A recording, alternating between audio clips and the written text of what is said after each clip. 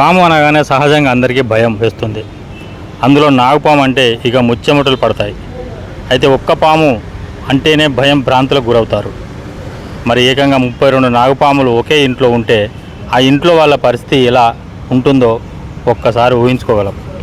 భద్రాద్రి కొత్తగూడెం జిల్లా కేంద్రంలోని నెహ్రూ బస్తీకి చెందిన ఎలక్ట్రీషియన్గా పనిచేస్తున్న రాజు ఇంటి గోడకు ఒక రంధ్రం ఉంది. అందులో నుండి ఒకటి నాగుపాము పిల్లలు పడగ విప్పి బయటికి రావడంతో ఆ ఇంట్లో ఉన్న వాళ్ళు హడలెత్తిపోయారు. ఆ సమాచారాన్ని నగరంలో ఉన్న స్నేక్ క్యాచర్కు చెప్పారు. స్నేక్ క్యాచర్ దత్తు తన టీంతో వచ్చి పెద్ద నాగుపాముతో పాటుగా 32 పాము పిల్లలను పట్టుకుని వెళ్ళిపోయారు. దీంతో అటు బస్తీవాసులు ఇటు ఇంటి కుటుంబ సభ్యులు పెను ప్రమాదం తప్పిందని ఊపిరి పీల్చుకున్నారు. ఈ ఛానల్ను సబ్స్క్రైబ్ చేయండి, లైక్ చేయండి.